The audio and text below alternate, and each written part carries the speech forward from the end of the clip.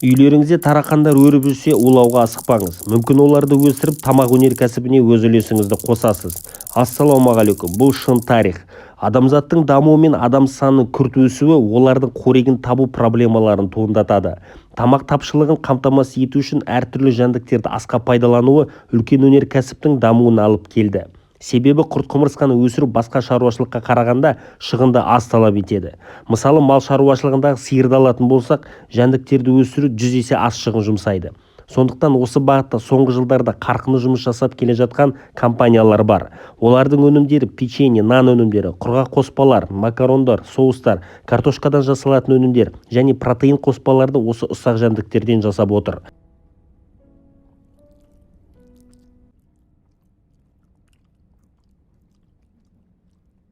Бірақ оны көпшілігі жасырып, атын өзгертіп, әртүрлі тағамдарға қосып отыр. Соның кең тарағаны қызыл қоңыздан шығатын кармин E120 қоспасы. Оның кең тарағаны соншалықты, ол біздің күнделікті қолданып жүрген өнімдерде бар. Өнімге қызғылт, сарғылт түс береді. Ет жемейтін вегетариандықтардың да тағамдарының көпшілігі осы жәндік өнімдерінен жасалуда. Сонда жәндік ет қатарына жатпағаны ма?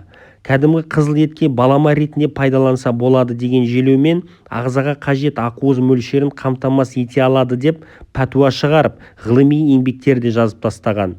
Шошқа терісінен мармелад жасап отырған Европа қауымдастығы ресми түрде азық-түлік өнімдеріне қоңыздар мен құрттарды қосуға рұқсат бергеніне бірнеше жыл болды. Жәндіктерден ұн жасап, оны әртүрлі тағамдарға қосты. Қоңыз бен құрт жеуге көзқарасыңыз қалай? Видео астына ой-пікіріңізді жаза кетіңіз. Наша цель – производить муку из сверчков. Көрші қырғыз ағайындарымыз жәндікті халал деп танып, өнімдерін шығарып, одан ұн жасап, қуырып, тұздап, бұрыштап, сыраға закуска жасап та жатыр. Өнімдеріміз сұранысқа ие дейді. Ресей мен Қытай басты тапсырыс берушілер екен. Ал Қазақстан ше? Аз уақыт ішінде бұл кәсіп біздің елге де келер. Жәндікті асқа тықпалау былай тұрсын. Күнделікті қолданып жүрген май, нан, сүт, ет өнімдерінің сапасын неден жасалып жатқан біреу тексеріп жатыр ма? Бұрын сөрелерден алып жатқан затыңыздың өзіміздікі ма деп сұрайтын едік. Кейін халал ма деп сұрадық. Енді қоңыз бен тарақан бар жоғын тіміскіленетін болдық па?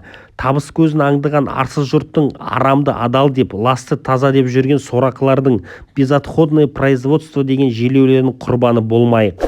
Ауру астан ағайын. Атадан қалған асты ғана қорек ететін қазақша арнаға қолдау жаса. Тіркел, видеоның таралуына үлес қос.